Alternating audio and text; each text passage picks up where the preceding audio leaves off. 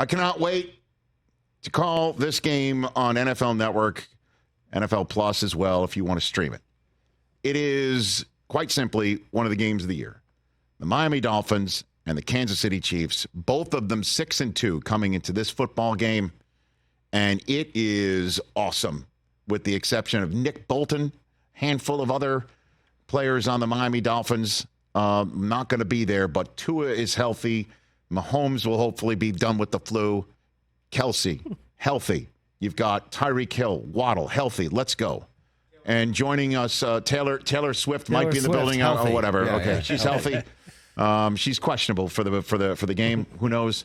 But what is not questionable is my excitement to call this game and who I'm calling it with, because on loan from the worldwide leader in sports in this booth, along with me and Jason McCourty of Good Morning Football, will be Dan Orlovsky joining us here on the program. How are you, Dan? I'm doing great, man. I share the same excitement, probably a little bit more, to be honest with you. Okay. Just, I've been such a fan of yours. I mean, for years. I grew up in Connecticut, so we grew up on ESPN here. That's right, Dan. And then obviously Patrick and Tua. I've loved both those players for many years. Tua go back to college, and I know the weight of this game, and I know the cross sharing of networks isn't necessarily something that has happened a ton. So I'm fired up, man. I'm beyond excited. Me too. Let's just jump into it. Your first blush analysis of what this matchup is and how these teams do match up would be what, Dan? What do you got for me? Yeah, first of all, it's strategic brilliance versus strategic brilliance. And when I say that, I think Mike McDaniel versus Steve Spagnuolo jumps to mind.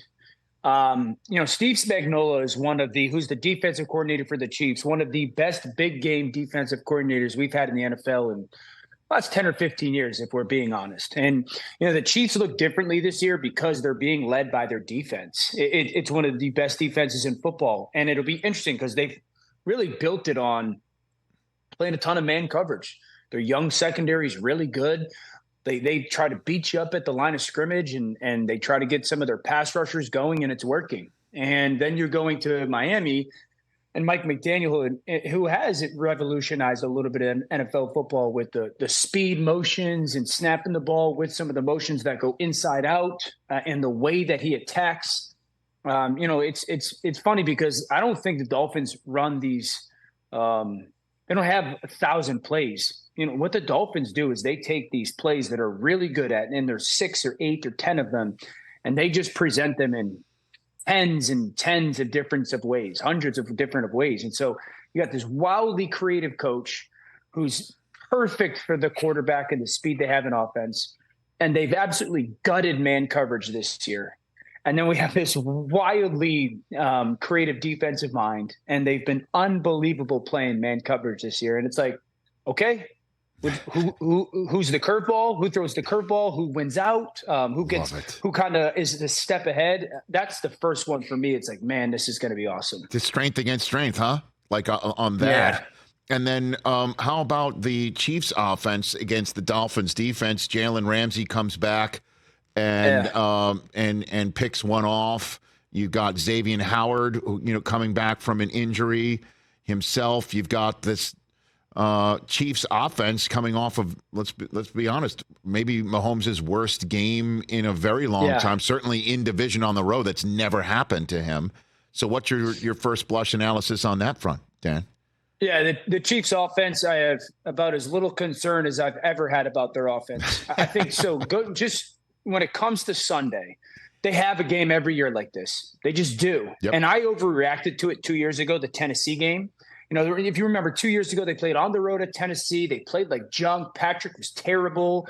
And I was going, oh my gosh, maybe the sauce is gone. Well, relax. And then last year, Indianapolis on the road, they don't play good. They don't show up. It's almost like they're sleepwalking. And obviously this past weekend, here's just the facts of the game, Rich. Quarterback has the flu, bad weather.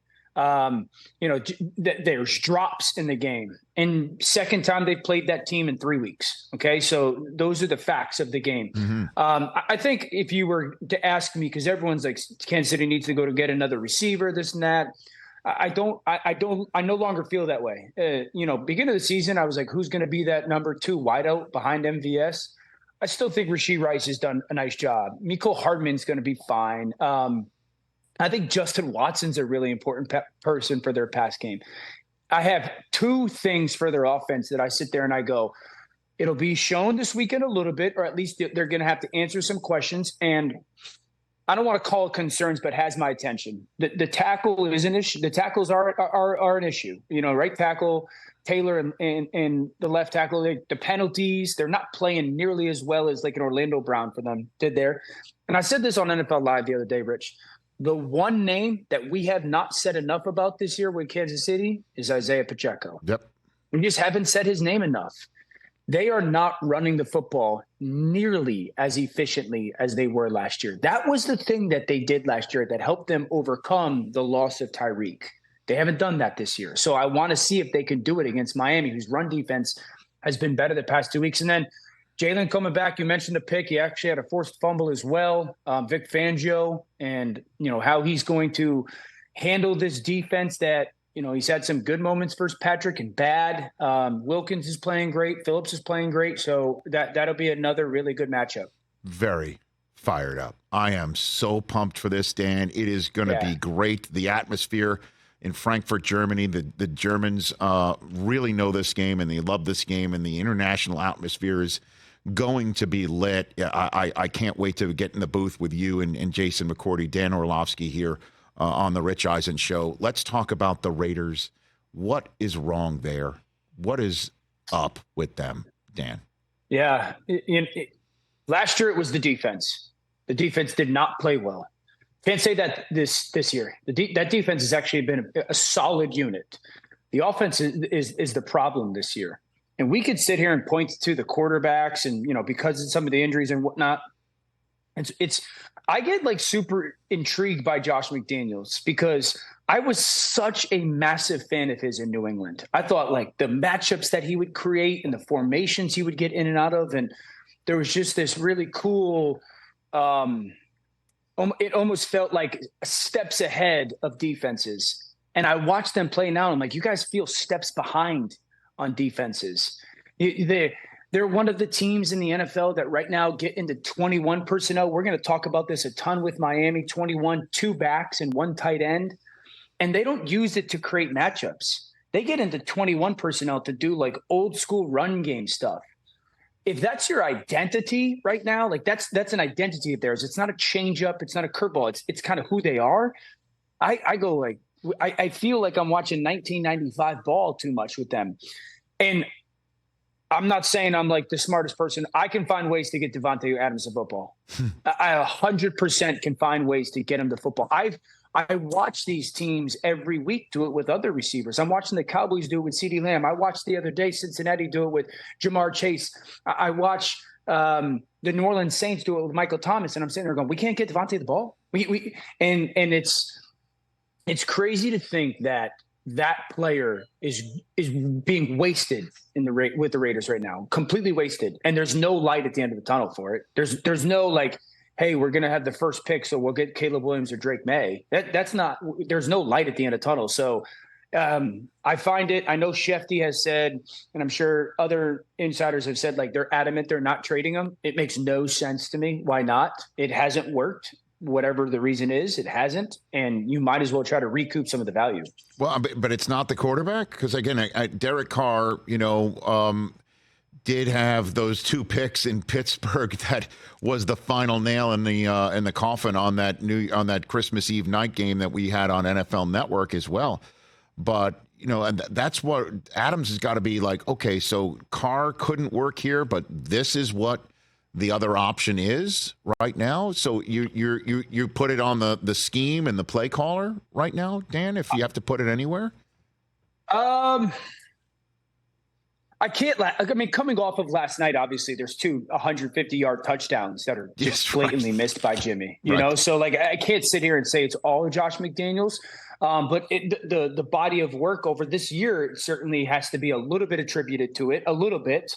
And then certainly the quarterback play has not been good this year, for Jimmy or when Brian was in there, and I know Aiden O'Connell got some time. So it's absolutely part of that conversation. But I sit there and I go, even if the quarterback is X, there's got to be there's more creative ways where you can just get Davante the ball, right. Like just get him the ball and get it into his hands. I see perimeter screens up and down the NFL every week, so that's not necessarily happening much. They're not creating a ton of ISO opportunities for him. I know there was a couple last night. One gets batted, he obviously drops it third down. I don't know, Rich. I just sit there and I go, it's not the first time this, Josh McDaniels had to deal with backup quarterbacks. It's just not. And so there's always contingency plans for those situations. And so I just think he's too dynamic of a player to have one catch. I really do. Dan Orlovsky here on the Rich Eisen Show. What are you seeing out of Brock Purdy the last 3 weeks that is the outlier, or are we seeing him return to just a quarterbacking mean? Dan, what do you got for me here? Yeah, it's a great question. So I'll go back to the Minnesota game. I actually thought he played well in Minnesota outside the two late interceptions, Rich. And I kind of showed this. The first interception, he just throws the ball so soon. It's the same. He completes the very same pass in that game earlier to Jennings, but it's to his right. And he throws it. And the overarching thing for me is what made him so intriguing and unique was he was throwing the ball so early with such rare anticipation and not giving it away to the other team. That's what was rare. Can you anticipate and be accurate? And he was doing that. That is a rare trait. And so he was, and it was marvelous to see. If you remember, close your eyes and think of that big in route he threw to Debo against the Dallas Cowboys. Like, that's the perfect example of what I'm talking about. Yeah. And so go back to the Minnesota game, and he throws one to Juwan Jennings on an in, like a little bit of a post in, and it's thrown so crazy early. You're like, my gosh, that's beautiful. He does the same thing later in the game, and he just misses it because he throws it so early.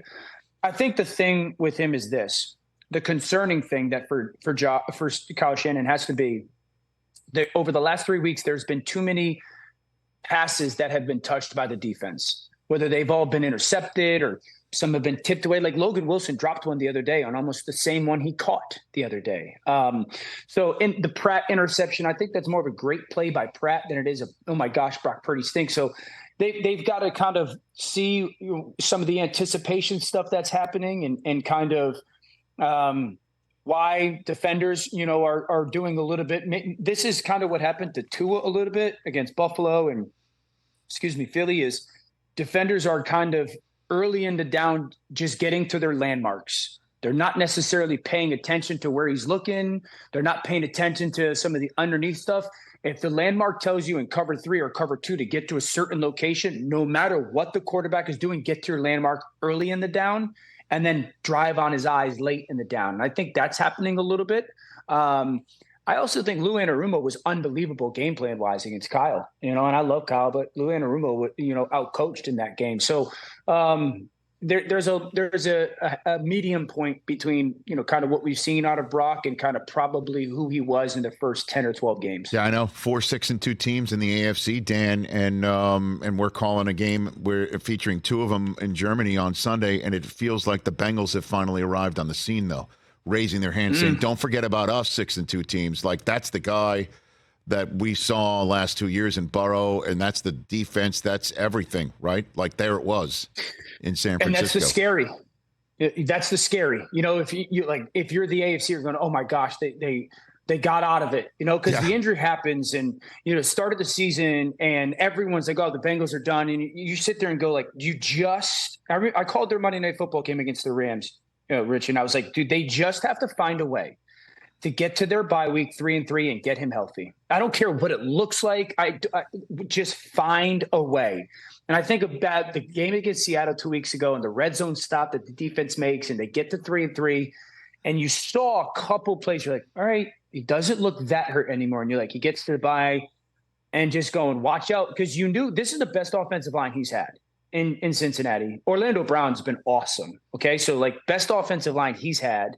And you know that if he just gets healthy, the 4 or 5 plays he makes a game with his legs are everything. They put him under center a little bit last week. They could not be. And Rich, that calf injury not only affected him, it affected everyone. The offensive line. I mean, imagine how hard it is to play offensive line when everyone knows where the quarterback's going to be all the time. So he's going to be 6 yards behind the center and he's not moving. Okay, so the receivers, there's no creativity in your pass game because you have to catch and throw. So get to the bye 3-3. We saw him under center. We saw him move. They were able to run the ball under center a little bit. And so that was big. And, just talking in that Monday night game, Lou Anarumo was so high on their young secondary. He's like, they just got to get time together. And Cam Taylor-Britt and Dax Hill and DJ Turner, they just needed time together. And Mike Hilton's playing awesome. That's allowed the pass rush with Hendrickson to start getting going. So they're dangerous. And their Sunday night game against Buffalo is going to be huge as well. In the 2 minutes I have left here, Dan, how good is Lamar looking to you? Because that's the other guy. Right, I know, because we are focused on Buffalo and whether Josh Allen can come through here like he was in weeks 2 through 4. But Lamar Jackson has been stellar, Dan, stellar so far this year. It's everything that a lot of people I don't want to say a lot of people. It's everything some people believe that Lamar was, and a lot of people didn't. And it was just like, just get him the people. Just get him the receivers that can actually do some of the things, and just get him the offensive scheme that actually allow his I don't want to say it's like his premier talent, because his athleticism is probably still his premier talent, but his throwing ability is so rare. The thing for me, Rich, is his arm is so loose. It's like so loose that he could do anything with the ball. And you're watching that. I know Baldy put up that clip of him kind of one-legged, the touchdown. And like a kick throw. That was a kick throw. You're sitting there going, what? Yeah. Like, what? How many guys can do that? So the precision has showed up in their pass game, the timing, he's trusting it. And again, that's something that you pair with I think there's 5 teams in the AFC, Rich, really, right now. I think it's Kansas City, Miami, who obviously we're calling, and then it's Jacksonville, it's Cincinnati, and it's Baltimore. Those are the 5 that you sit there and go, all right, that's the cream of the crop. You leave the Bills out, huh? You think the Bills are... I love Buffalo. My concern is that the injuries on defense, and that's not fun to say, but it's true. You don't replace Milano and Tre'Davious and Daquan Jones. You just don't. I want to see if they're active before 4 o'clock Eastern time today with this trade deadline. There's rumors about Surtain and Denver being available. You got to call. It's the injuries that concern me. Dan, I'm really fired up again to work with you and be in that booth with you, and also to, as we discussed on our first Zoom together as a group, see in person your eating habits, Dan. They are stuff of legend. And I if you like breaded chicken, there's schnitzel. I think there's good. Do you like breaded chicken? Are you into that or no? So I love chicken cutlets. That's the same thing as schnitzel. It's a basic. Will you tell him, Spidey? Hey, look, Spider-Man here, Dan. Schnitzel is so delicious. Yeah, you're going to love it. You're good. Trust me. You're good. You're going to love it. If I get schnitzel, which is a chicken cutlet, and pretzels, I'll be in a tremendous place. Done. Rip the knob off, Dan. You're good. I can't wait. Spider-Man, you're the best. Take care of yourself, Dan. Hold on, Dan. Oh, no, Wait, stop. bam. Don't feed the animals here. Oh, wow. I know, It's kind of like an intimidating Spider-Man. Rich, I'll see you. I'll see you tomorrow night. I'll see you Thursday. Yeah, I'll see you in a couple days. Thanks again, Dan. I'm fired up for it. You take care.